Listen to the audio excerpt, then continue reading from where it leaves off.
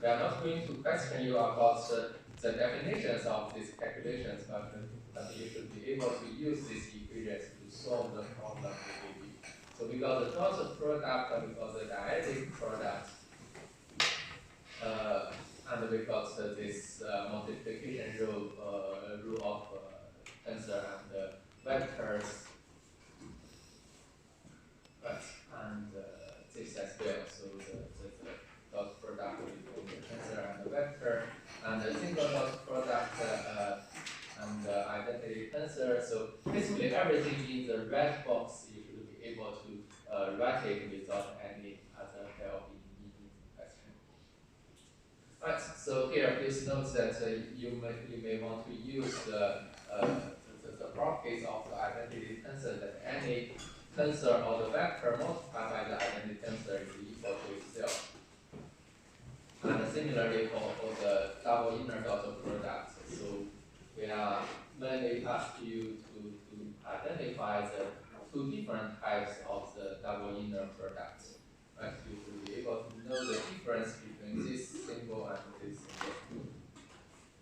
And the permutation tensor is a very important one. So if you remember that we give you a homework about the calculations using the permutation tensor, because the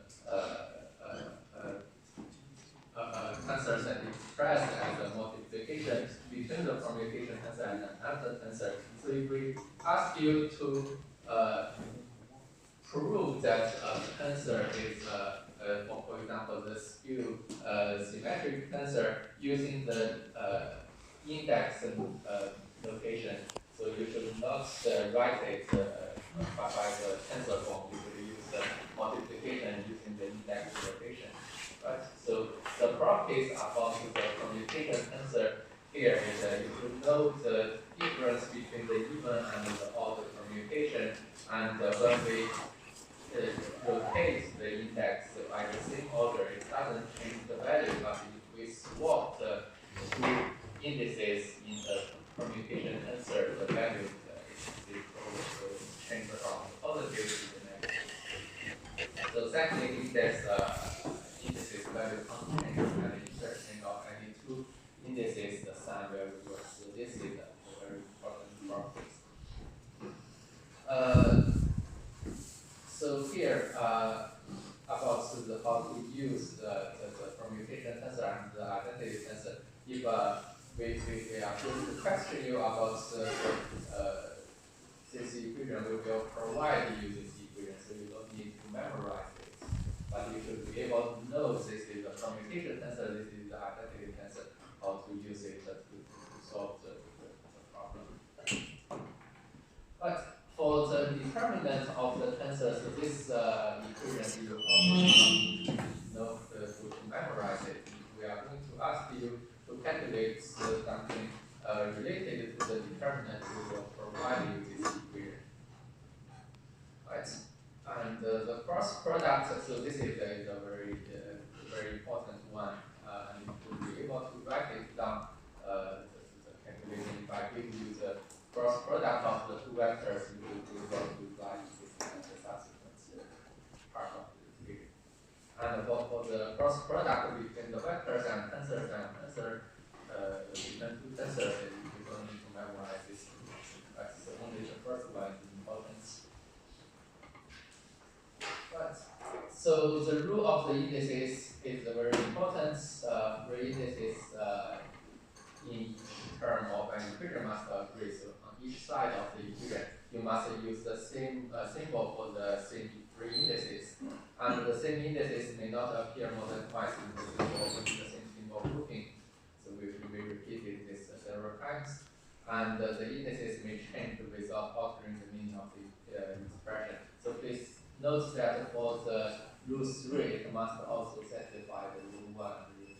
So you can change any indices, the name of any indices, but you cannot repeat it more than twice. And the terms on each side must have the same three indices. Right.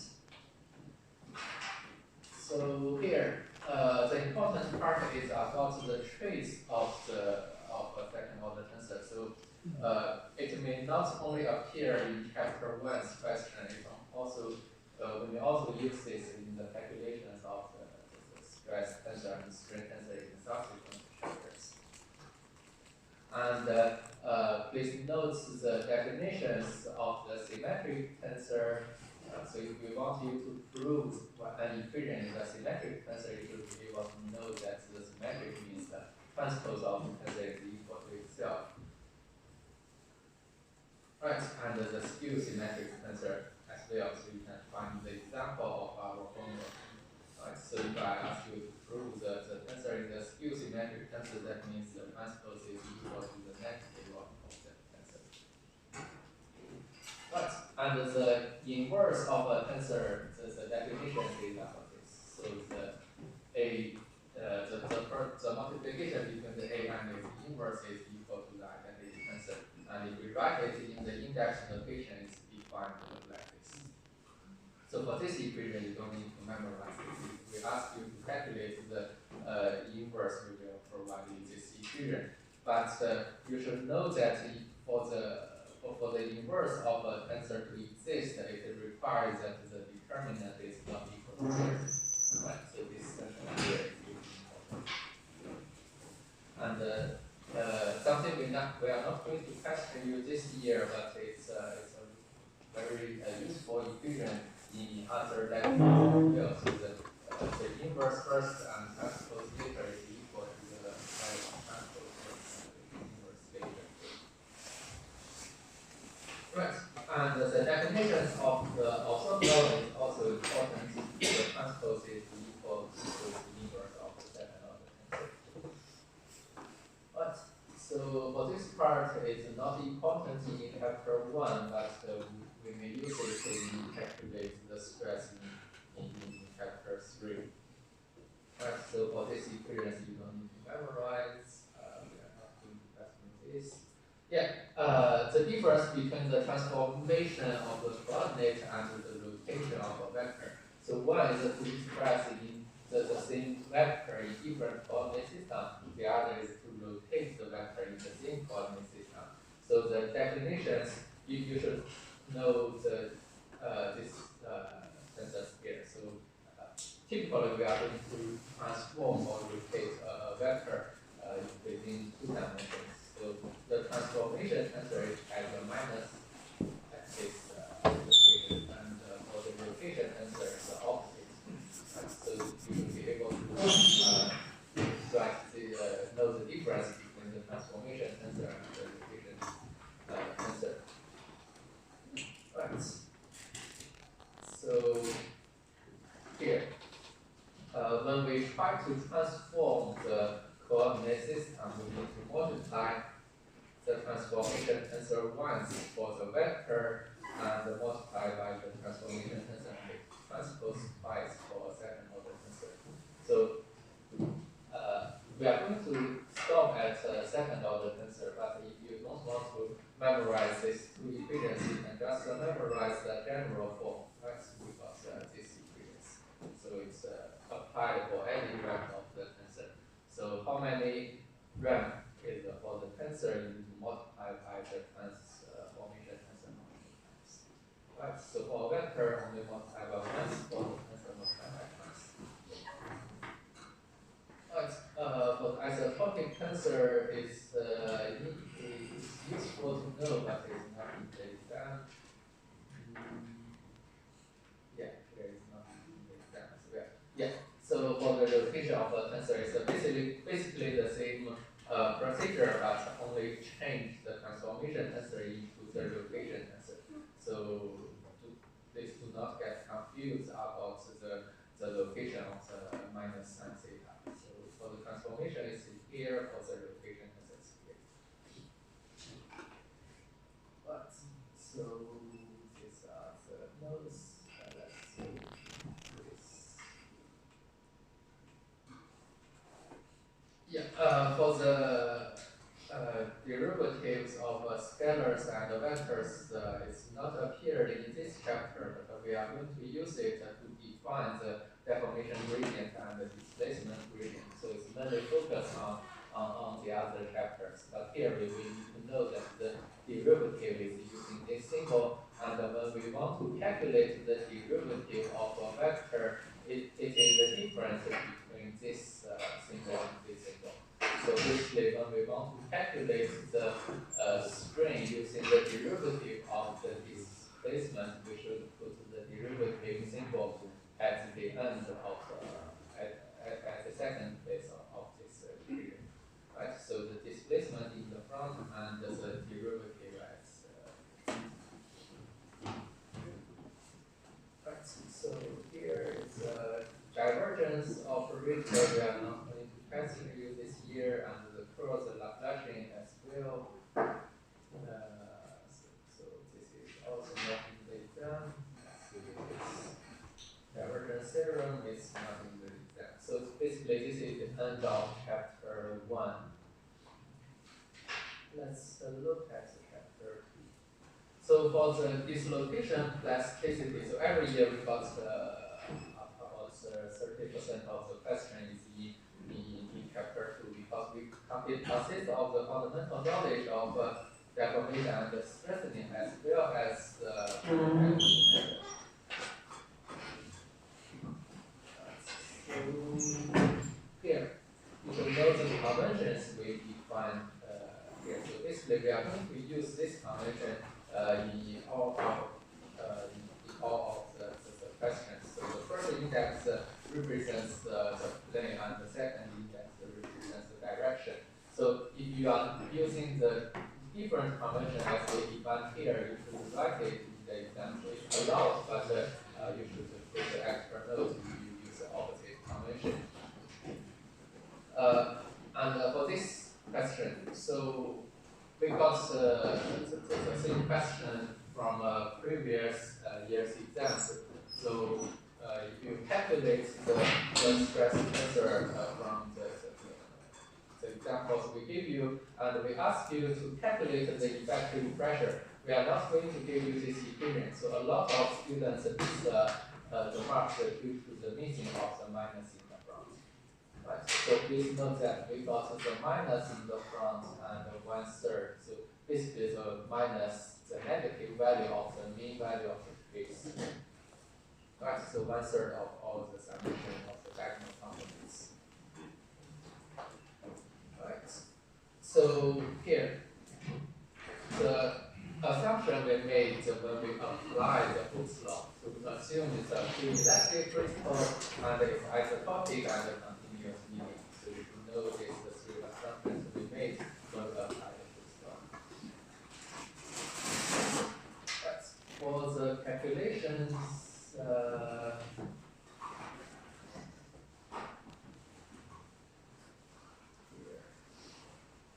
right. So for the components of the stress we derived, you should know which symbol represents which properties.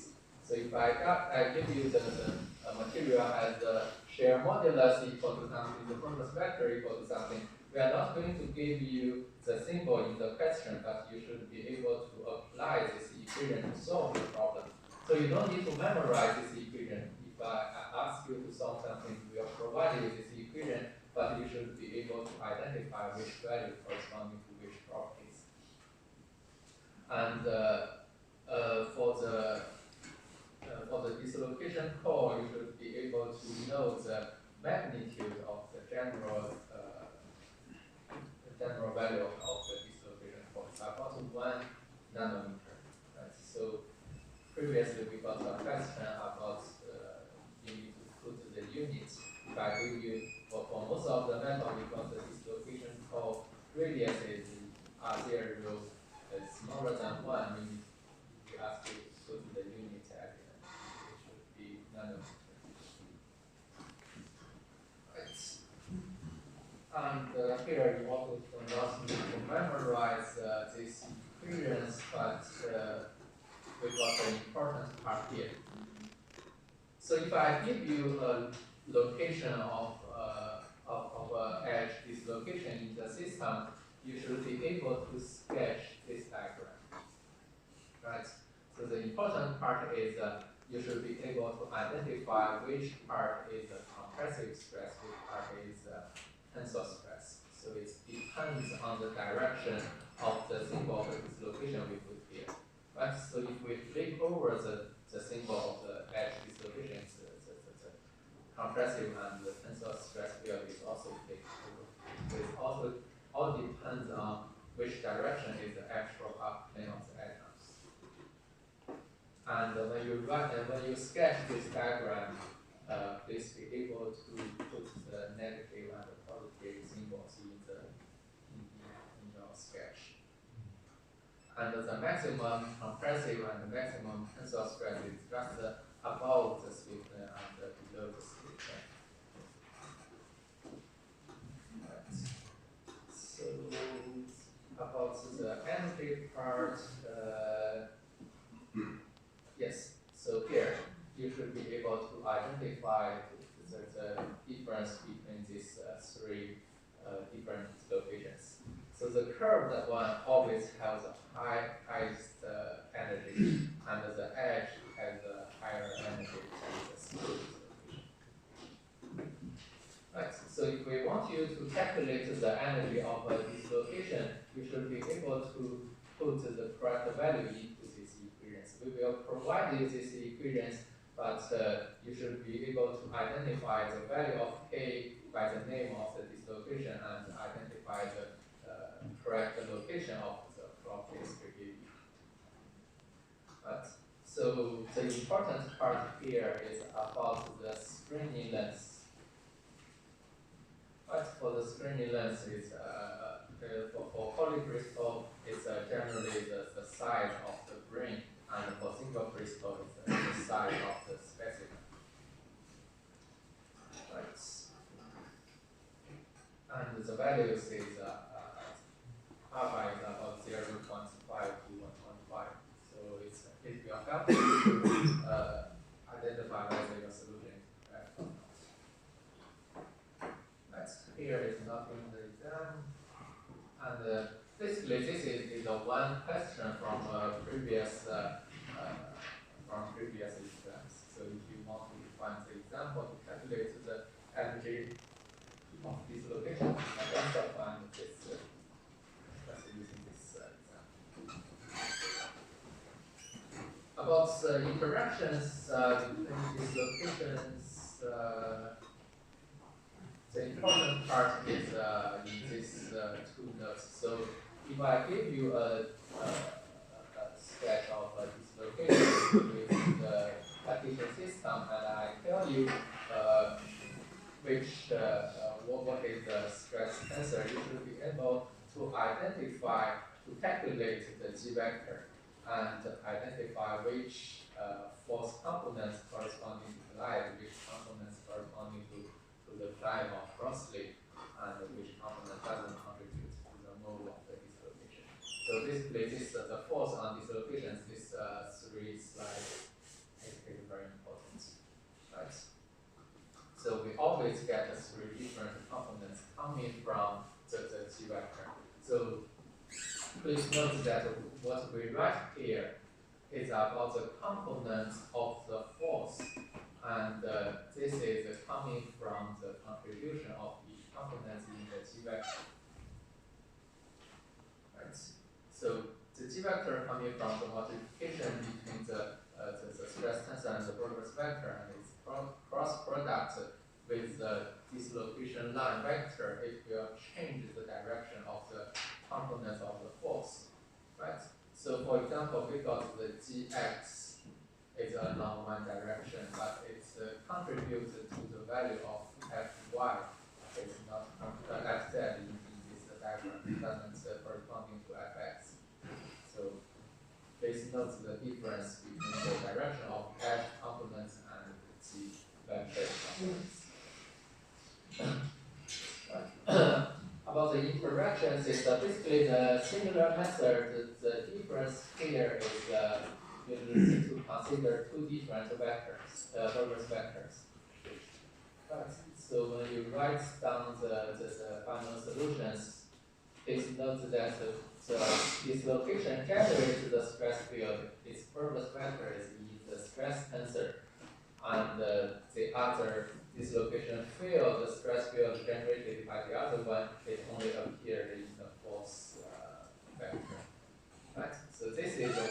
generate the stress field. This is my response to the stress field. Right, and you should be able to identify the equilibrium position of two parallel dislocations. So we only got to the equilibrium position of two parallel edge dislocations. There is no equilibrium position for screw dislocations. So please note the two different equilibrium positions. So for this one is unstable, this one is stable. If we flip it over, this one becomes stable, this one becomes unstable. So you should be able to identify which one is stable and give you the reason why it's stable. So it all depends on these two lines. Right? So any turbulence will put the dislocation back to the original equilibrium position, then it's stable. If it pushes it away, then it's unstable. Right? So if you get familiar with these two slides, you don't need to use this one. Right? So basically, this is the summary of the previous two slides. And for the screw dislocation, you should know that there is a repulsive for screw with the same sign and the attractive for screw with opposite sign. So this is the only one. So there is no equilibrium for two parallel screw dislocations. Right. And for the force between the dislocations, you should know that when we got to the repulsive stress between the two dislocations, it always results in a higher combined stress field, and it results in a higher energy. And for the opposite dislocations, it results in a lower combined stress field and correspondingly lower energy field. Right. For the nucleation part, this is not important. Yeah, here is important. You should be able to identify the stress field on the source and on the dislocation before and after the nucleation. Right. So basically, using this diagram and the solutions we give you. So we assume it's a homogeneous stress distribution of the applied stress field. So the applied stress field is equal to the nucleation stress. Then at the equilibrium location, we got the total shear stress on these two dislocations are equal to 0, and the stress fields on the source is changed before and after the nucleation. Right. And here you don't need to know how to calculate the equilibrium location of the dislocation, but it's helpful to know where it comes from. You don't need to memorize this equation. If we ask you to calculate something, we will provide you this equation. Okay. So this part is important. The Berger's vector convention, you don't need to write down these general rules, but you should be able to identify the direction of the Berger's vector and sketch the Berger circuit. If I give you the location of dislocation in the atomic lattice here, you should be able to draw the Berger circuit and find the closure failure of the Berger circuit and identify the direction of the Berger's vector. Right. So please note that you can define your positive direction of the dislocation line, but your solution should be corresponding to the definitions you gave earlier.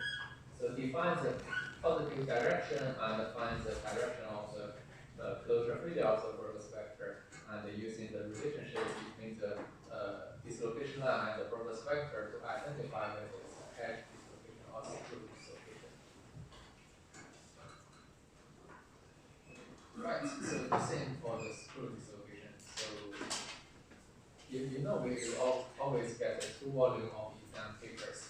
Right, so for one we will ask you about the edge, for the other we will ask you about the screw. So we will be able to identify this screw. Right, and here you know how to identify the direction of the Berger's vector. You should know this diagram. Right, so if we give you the direction of the dislocation line and the Brodess vector of the frank resource, if I give you this part, you should be able to write these 4 different locations and identify whether it's a positive or negative edge, or it's right-handed or left-handed screw. Right. So from the center of this diagram, you should be able to identify these 4 different locations. Here, we only need to worry about the tilt and the twist, and this part as well. Yeah. So for the nodes here, it's important. You should be able to give examples of dislocation arrays. So you should know that the dislocation wall is a stable dislocation array, and we got the stable for the chessboard lattice as well, and for the dislocation high up is an unstable dislocation array. So you should be able to know these 3 different dislocation structure and identify whether they have the long-range stress field or it only have the short-range stress field. And you should also be able to know whether its energy is higher or lower compared to individual dislocations. Right? So here we got the stable structure and we got stable structure. So for this two, the stable structure is purely have the lower energy compared to the individual dislocation, but for the dislocation high up, it's got much higher energy compared to individual dislocations. Right. For the finite element method, so this part is not important. Here it's important. Please note here we make the fractions. This should be 22. Right? So we updated in the lecture notes. So if I give you a 2-noded class element, you should be able to write it down the shape functions corresponding to the element here, and you should be able to sketch the shape function. Right, and the shape function can be used to calculate any location or any displacement of a point on this element using this shape function and the nodal displacement. Right, so this the practice give you examples of the calculation. So if I give you these 3 values, you should be able to calculate its displacement and the location. Right. And the definitions of the B vectors, you should know where this comes from, right? Where the B vector comes from. And this part, this is a very important one, the finite element equilibrium equation. So usually we will get a very big question about the finite element method. It's usually we give you an engineering problem, so we know the nodal displacement or the nodal force. You should be able to use a single element or 2 elements to solve the other nodal force and other nodal displacements by the shape function and the calculations of the B vector and apply the finite element equilibrium equation to solve the problem. So this is the example from previous exams. So if we give you this this diagram and we tell you what the force we apply here, you should be able to identify the displacement on the node and the force on the node using the calculations of the K and apply this equations to solve this problem. Right. So the important part is how to find the B vector from the shape function and how to calculate the K matrix, the stiffness matrix using the B vector, and apply the finite element method, finite element equilibrium equation. You need to find the correct boundary conditions. Right. So we are either using the single element to solve this problem, we will always use the 2 elements of the element assembly to solve the same problem. Right. So basically the procedure is the same, but this one is a little bit complex because we got the extra boundary conditions where F2 is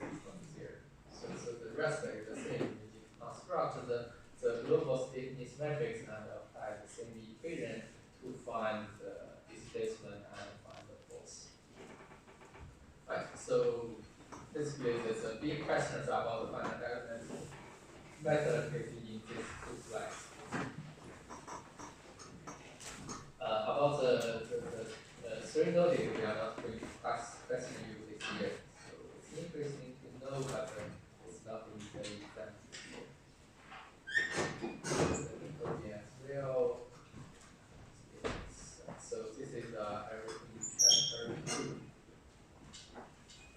Let's look at chapter 3. So yeah, you should know the classifications of the forming process depends on the geometry of the raw material. We have sheets forming and we have the box. Here it's not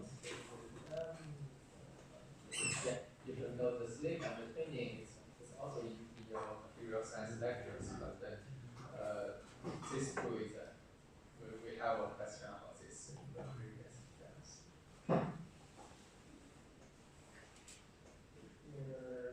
Here. Let's go through it's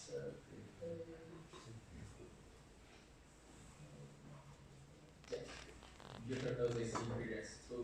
If I give you a stress tensor and we want you to calculate the traction on a particular plane, you should write down this equations and find the solution. Right. So here we give you a very simple equations about simple examples about the uniaxial tension. But in the real exam, the stress tensor may be more complex than this one. But the calculation theory is the same. You need to put the second order tensor and the correct value of the normal on the plane to calculate this traction. Right. So this part you do not need to know, but you should know this to how to find the invariance, the three invariants of any stress tensor. Right. And this is the three invariants we give you to help you to find the values of whether either you use this equation directly or you use the trace and these three equations to find the three invariants. And how to find the principal stresses as well. So if you find the three invariants, you can solve this equation to find the three invariants.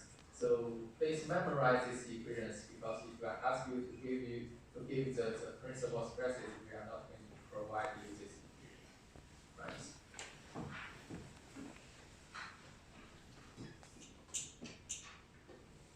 Yeah, here. So if I give you any stress tensor, you should be able to calculate the hydrostatic part and give you a toric part of the stress tensor. Right. Find the mean value of the trace of the stress tensor and use the total stress tensor minus the hydrostatic multiplied by the identity tensor equals the toric part. Right. Please note that the second invariant of the deviatoric part is equal to this value.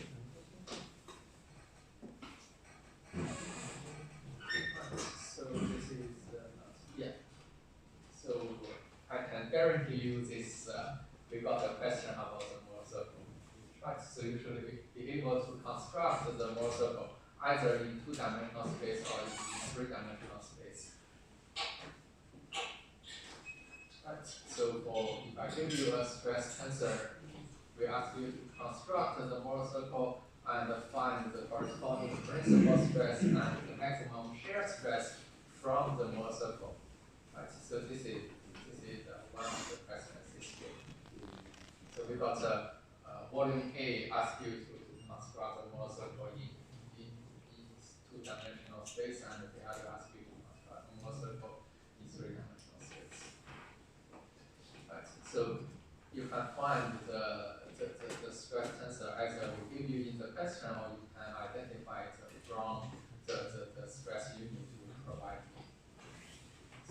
when you construct the Mohr circle, please note that we got the positive direction of the shear stress is clockwise.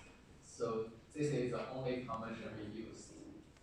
Right, so we are not going to use the opposite convention to construct the Mohr circle. Right, construct the Mohr circle, find the center, find the one point, you got the circle, and then from the two intersecting point, you got the principal stresses and the maximum shear stress. So please note that we got the convention that the sigma 1 refer to the maximum and sigma 3 refer to the minimum. Right, so this is for the three-dimensional space, and we give you the example for three-dimensional space, and we ask you to find the maximum shear stress. It should be this value, right? The highest point in this all these three circles. So you do not need to provide the value of this, only this one.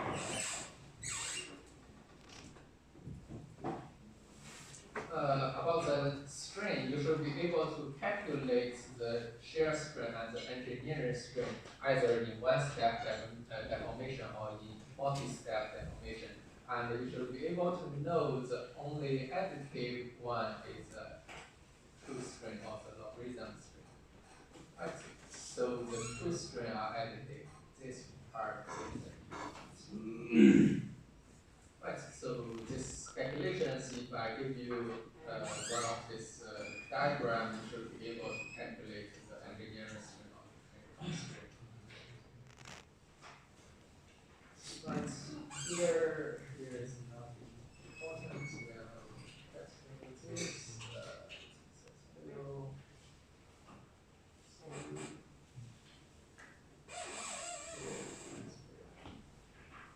Yeah, about the brain strain tensor and the small strain tensor. So previously we have questions about this, but it's usually take a lot of time to solve by applying this equation. So this year we are not going to question you about the calculations of the small strain tensor and the brain strain tensor, but you should know. Yeah, you should know this equation. So for the brain strain tensor, it's equals to this. Right? So the deformation gradient transpose multiplied by the deformation and minus the academic tensor. Right. And here it's applied the same rule for the brain strain tensor and the small strain tensor. The diagonal terms always tells you the length change, and the off-diagonal terms tells you the angle change. So brain strain tensor tells you the actual value at any given condition, and the small strain tensor only tells you the length change and angle change under small deformations. And here you need to know, and you need to know this part. So if I ask you, can you tell me the difference between the brain strain tensor and the normal strain tensor, and the brain strain tensor and the small strain tensor? Your solution should be small strain tensor only applied at a small deformation condition. It's got the linear relationship to the displacement gradient, so it's more convenient to use but less accurate. For the brain strain tensor, it's more accurate and applied to any deformation conditions, but it's not convenient to calculate. Right. So for the yield criteria, you should be able to identify the difference between the Tresca criteria and the Mises criteria. So for the Tresca criteria, it only considers the largest shear stress. So it only considers the maximum and the minimum principal stress. It doesn't consider the intermediate principal stress. But for the Van Mises, it considers all the principal stresses. Right. So if I give you one stress tensor and you calculate the value of the Tresca criteria, and you identify whether it's yield using the Tresca criteria and Van Mises criteria. So for that, you need to know the equations, right? So if I give you the stress tensor and we know the yield point under uniaxial loading, you should be able to apply this equation to identify whether it's yield or not. Right. So similarities and the difference, you only need to worry about the difference. Right. So this we are not going to question you this year. And this part, the stress and the strain. So if I ask you, can you give me an example of a perfect elastic plastic material stress strain curve? Your solution should be this one, right? You should be able to identify and sketch these 4 different stress strain curves and its corresponding names. Friction and lubrication, you need to know there are 2 classes of the lubricants. One is solid, one is hydrodynamic. Temperature and the strain resistivity, you should know that the strain resistivity only affects the yield, the plastic part, and the temperature sensitivity, it affects both the elastic part and the plastic part. Okay, we are not going to have a break. We will finish all the reviews and we can finish today's lecture early. Right. So for the strengthening, you need to know there are 4 different mechanisms corresponding to the strengthening of the material. Right. So the fundamental mechanism is to restrict the dislocation motion. Right. For this part, for the work hardening, if I give you a typical example, you should be able to calculate the percent code work using this. Right.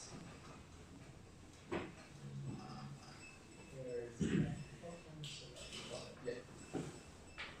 You should be able to memorize the 3 stages of the hardening, of the work hardening. So, can you tell me the main stage of work hardened material? You should be able to write 3 stages. Stage 1 is the easy glide, stage 2 is linear hardening, stage 3 is the parabolic hardening. Right. So for the theory, it's important here. So for the limitations of the Taylor series, it's not in the exam this year, but we got a question in the previous year. So can you tell me the limitations of the Taylor series? So it makes an assumption based on a regular configuration of dislocation structure, and it doesn't consider the edge dislocation, and it doesn't explain the linear hardening stage. Right. And for boundary strengthening, so yeah, you should be able to apply the Hall-Patch relationship to calculate the yield stress for a given diameter of the grain size. Right. So if we give you the values of D and sigma y of 2 different microstructures, you should be able to calculate the sigma 0 and the k. Then you should be able to apply this equation to calculate the sigma y for any given value of D. Right. So you need to memorize this equation to calculate the value of sigma y. Right. So this is not important. Yeah. This part is important. So basically, this is a question from previous exams. So how can we put smaller insects? Your solution should be these 3. Right. So you do not need to write this sentence. So basically, 3 solutions. One is adding the grain refiner. The other is cooling faster during casting, cooling faster during heat treatment. So with the solution strengthening, this part is important. So how can we improve the